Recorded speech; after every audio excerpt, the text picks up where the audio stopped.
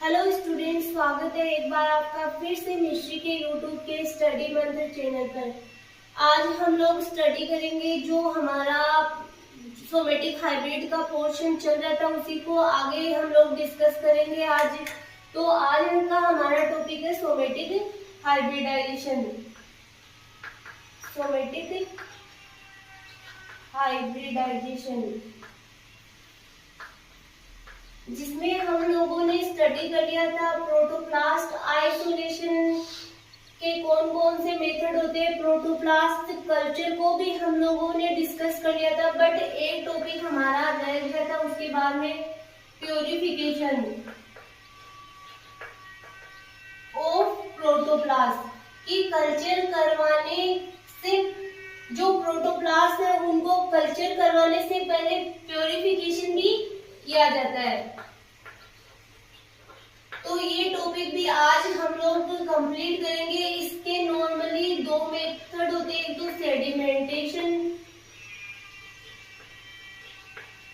और वॉशिंग, एक होता है कि फ्लटिंग, तैरना।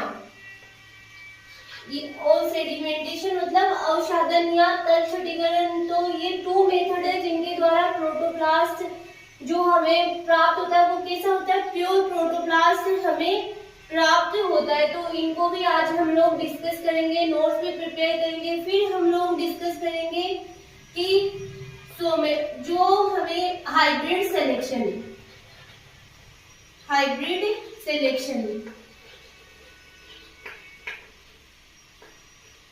कि किस प्रकार से प्रोटोप्लास्ट फ्यूजन, इसके पहले हम लोग स्टडी करेंगे प्रोटोप्लास्ट फ्यूजन।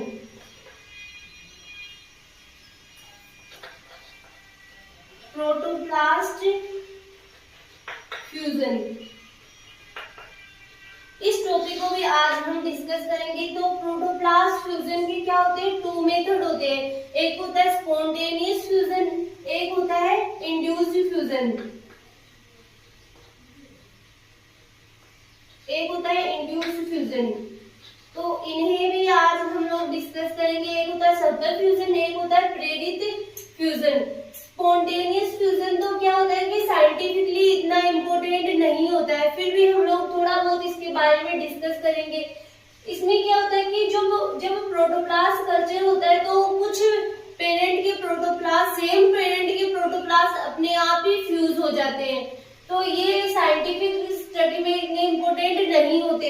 इंड्यूस्ड प्रोटोप्लास्ट में क्या होता है कि इसमें प्रोटोप्लास्ट का फ्यूजन है उनको करवाया जाता है, प्रेरित किया जाता है, जिसमें कि इसको भी 3 टाइप्स में डिवाइड किया गया है। तो इलेक्ट्रोफ्यूजन, एक पढ़ेंगे हम कीमोफ्यूजन, एक होता है मैकेनिकली फ्यूजन।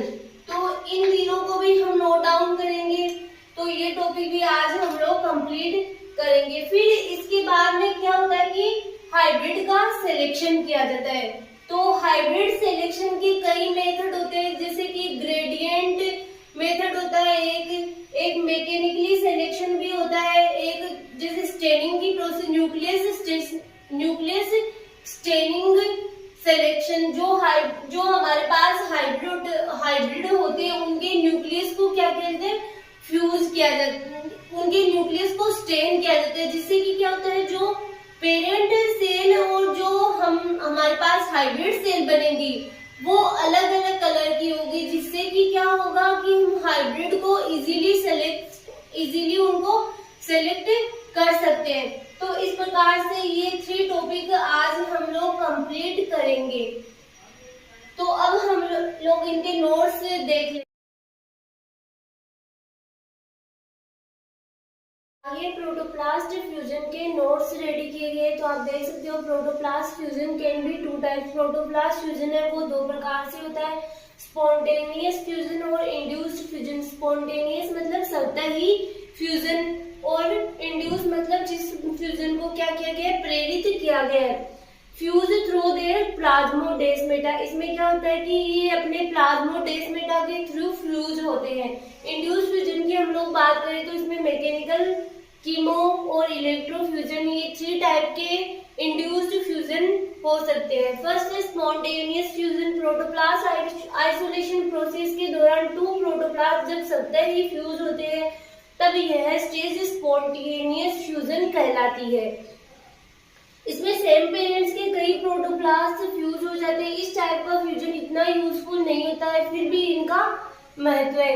कि स्पॉन्टेनियस फ्यूजन क्या होता है कि इसका इतना महत्व नहीं होता है साइंटिफिकली, फिर भी कुछ ना कुछ तो महत्व होता है। तो यहाँ पे वो मैंने लिखा है कि स्टडी ऑफ प्लाज्मोडेस्माटा फंक्शन, कि प्लाज्मोडेस्माटा के फंक्शन का फंक्शन क्या होता है उसको स्टडी करने में स्पॉन्टेनियस फ्यूजन काम आता है। Study of multi nucleus cell, study of nucleus fusion, ये 2-3 इसके इंपोर्टेंस है जो मैंने यहाँ पे नोट डाउन किए हुए। फिर है इंड्यूस फ्यूजन। इंड्यूस फ्यूजन मतलब यह एक प्रकार की ऐसी प्रोसेस है जिसमें कि फ्यूजन को क्या किया जाता है, इंड्यूस किया जाता है, प्रेरित किया जाता है।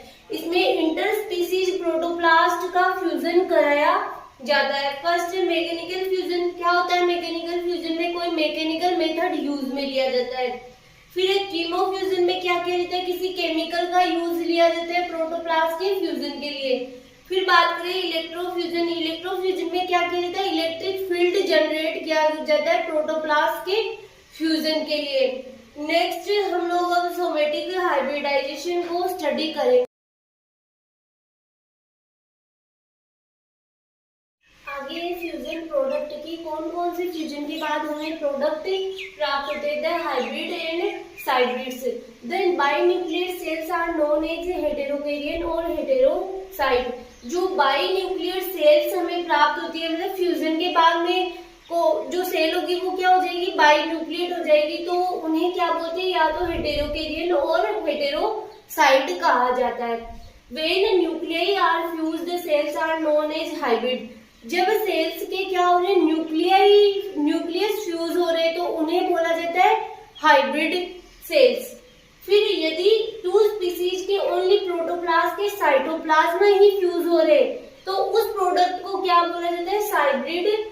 और प्रोटोप्लास्ट फ्यूजन के दौरान इनकी जो फ्रीक्वेंसी होती है वो बहुत कम पाई जाती है हाइब्रिड की। कई बार एमसीक्यूज में पूछ लिया जाता है कि व्हाट आर हाइब्रिड या व्हाट आर हाइब्रिड। तो हाइब्रिड वो सेल्स होती है जिनके क्या होते हैं, जिन सेल्स के न्यूक्लियस फ्यूज होते हैं उन्हें बोला जाता है हाइब्रिड। और प्रोटोप्लास्ट फ्यूजन के दौरान यदि किसी सेल के ओनली साइटोप्लाज्म ही फ्यूज हो रहे तो उन्हें बोला जाता है हाइब्रिड। अगर हाइब्रिड सेल का किस प्रकार से सिलेक्शन किया जाता है, प्रोटोप्लास्ट फ्यूजन के दौरान इन्हें कल्चर मीडियम पर रखा जाता है जहां ये सेल वॉल का फॉर्मेशन कर लेते हैं। कल्चर मीडियम पर हाइब्रिड सेल का फॉलोइंग मेथड द्वारा सिलेक्शन किया जाता है कि जब हम लोग क्या करते हैं, जो आइसोलेटेड प्रोटोप्लास्ट है उनको कल्चर करवाते हैं। जैसे हमने पढ़ा कल हम लोगों ने कल्चर मीडियम में प्रोटोप्लास्ट को कल्चर करवाया, तो हमने क्या पढ़ा कि वहां पे पहले क्या होता है, सेल वॉल का रीजनरेशन होता है। तो क्या होता है, वहां पे कुछ सेल हाइब्रिड सेल होती है और कुछ नॉन रिकॉम्बिनेंट सेल होती है और कुछ रिकॉम्बिनेंट सेल होती है। तो हाइब्रिड सेल का सिलेक्शन निम्न मेथड द्वारा किया जाता है। फर्स्ट है मैकेनिकल सिलेक्शन। यह मेथड होता है वो बहुत कम यूज में लिया जाता है। इसमें माइक्रोस्कोप का यूज कर हाइब्रिड सेल का सिलेक्शन किया जाता है। फिर ग्रेडियंट सेंट्रीफ्यूगेशन, कि इसमें क्या किया जाता है कि जो सेल्स होते हैं उन्हें अलग अलग सेपरेट रंगों से रंगा जाता है, जिससे कि जब वो हाइब्रिड सेल बनेगी तो हमें पता चल जाएगा कि कौन सी पेरेंट सेल है और कौन सी हाइब्रिड सेल है। ठीक है, तो यह मेथड नॉर्मली यूज किया जाता है because it is very easy method. एक बार हाइब्रिड सेल सिलेक्शन होने के पश्चात इन्हें ऑटोमेटिक सॉर्टिंग मशीन से सेपरेट कर लिया जाता है। इस प्रोसेस के दौरान पेरेंट एंड हाइब्रिड सेल को डिफरेंट कलर से रंगा जाता है। स्टेनिंग हेतु RITC रोडामीन आइसोथायोसाइनेट का यूज किया जाता है। फिर hybrid cells and parent cells का कलर डिफरेंट होता है, इनका इजीली सिलेक्शन किया जा सकता है। ठीक है, आगे नेक्स्ट मेथड को हम लोग स्टडी करते हैं। थर्ड है न्यूक्लियस स्टेनिंग टेक्निक। इस मेथड द्वारा न्यूक्लियस क्रिस्टल द्वारा स्टेन किया जाता है।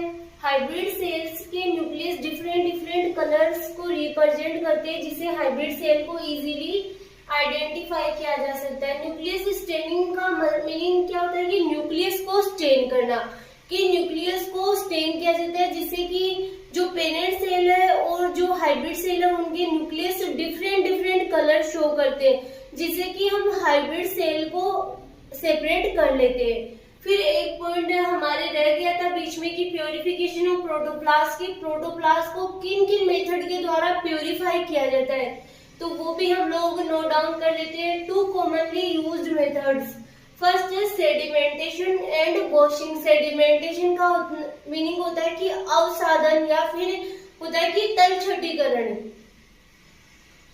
इस प्रोसेस में टिश्यू एंड एंजाइम मिक्सचर को 50 से 100 माइक्रोमीटर की नायलॉन शीव मतलब नायलॉन की छलनी से छानकर अपशिष्ट को सेपरेट कर लिया जाता है।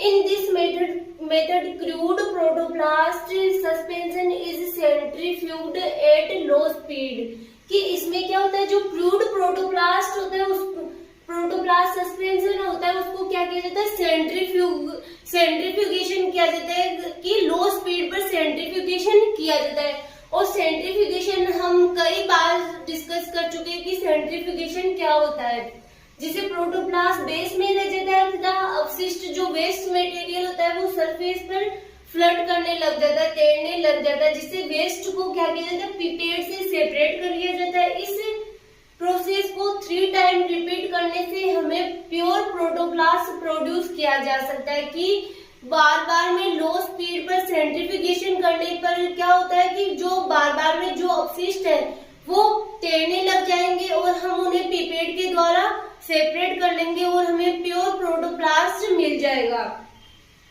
और प्योर प्रोटोप्लास्ट मिलने के बाद ही उन्हें कल्चर करवाया जाता है। फिर फ्लोटेशन, इस प्रोसेस में डेंसिटी के प्रिंसिपल पर वर्क करता है, मतलब ये प्रोसेस किस पे बेस्ड है, डेंसिटी घनत्व पर आधारित है। प्रोटोप्लास्ट की density low and cellular wastage की डेंसिटी क्या होती है, हाई होती है।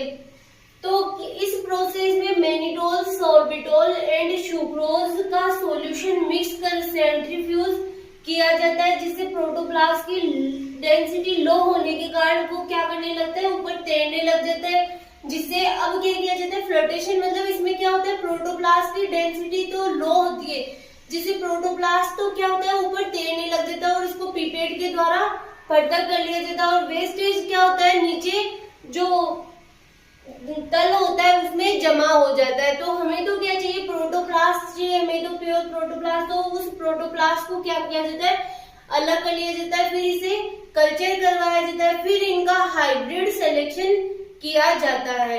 नेक्स्ट ये मेरे पास आपका सिलेबस प्रेजेंट है, इसमें आपके यूनिट 2 का टॉपिक था सोमेटिक हाइब्रिडाइजेशन, जिसमें से आपके protoplast isolation, fusion and culture, hybrid selection and regeneration यहाँ तक कंप्लीट हो चुका है। Possibilities, achievement and limitation of protoplast research जो हम लोग हमारे नेक्स्ट लेक्चर है उसमें डिस्कस करेंगे। तो आपकी यूनिट 2 का फर्स्ट पोर्शन है वो पूरा कंप्लीट हो जाएगा।